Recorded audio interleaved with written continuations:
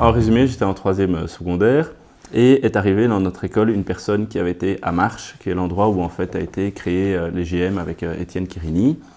Et elle a proposé qu'on mette en place ce genre de choses, que j'étais déjà proche du groupe Nord-Sud, on va l'appeler comme ça, mais qui voyageait. Et l'idée, c'était de dire, bah, tiens, est-ce qu'on ne remettrait pas notre place ici?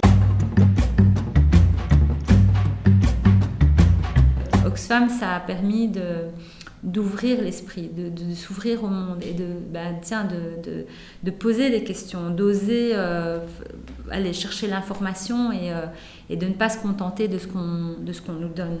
Et donc c'est vrai qu'à ce niveau-là, l'expérience JM donne aussi des clés pour pouvoir déjà comprendre des choses qu'on comprend peut-être pas forcément avant, et aussi des clés pour pouvoir tenir un discours, pour savoir faire un débat, pour avoir plus d'infos sur certaines choses, pour avoir un certain recul aussi sur les choses qu'on vit au jour le jour, pour avoir une position sur les choses, avoir des idées, savoir comment on les exprime et puis surtout comment on les met en action. Pour moi, ça a été une opportunité d'ouverture et de compréhension de ce qui se passe dans le monde et dans le monde dans lequel on vit.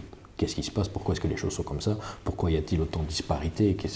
Quels sont ces tiraillements que je ressens à 16 ans et que je ne comprends pas?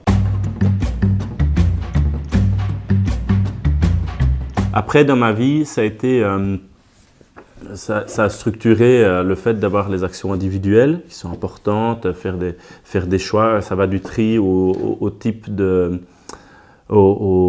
matériaux pour la construction d'une maison. Ça a changé mon regard. Aujourd'hui, quand je vais faire mes courses, je me pose tout le temps plein de questions. Je regarde l'étiquette, la provenance. Mais personnellement, moi, le projet Oxfam, ça m'a permis de me donner une certaine confiance en moi aussi dans les actions que j'ai menées par la suite. Ça m'a permis de me donner des outils pour justement mener ces actions, pour mettre en place des projets. Et ça m'a aussi permis de finalement découvrir un peu ce monde associatif où voilà, on a la conviction qu'ensemble, on peut faire des choses. Être dans un JM, c'est apprendre à vivre avec les autres aussi. Ça va pas être toujours des belles réunions, quoi. Hein. C'est déjà un peu engueulé, tout ça, mais on apprend ça. Et que le projet collectif, voilà, tirer la couverture vers soi, c'est possible, mais en fait, on peut y perdre beaucoup. Donc, il vaut mieux aller ensemble, quoi.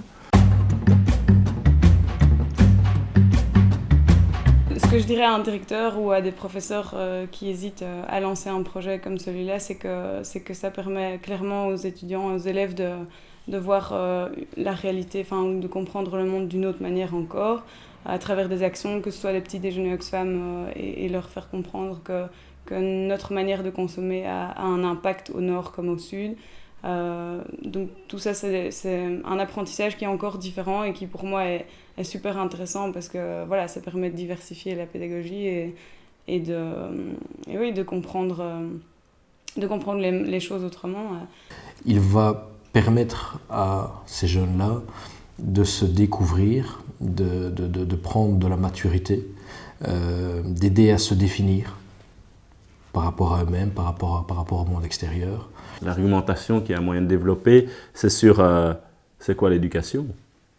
C'est quand même une bonne question. Est-ce que c'est juste bouffer des cours ou est-ce que c'est la capacité réflexive?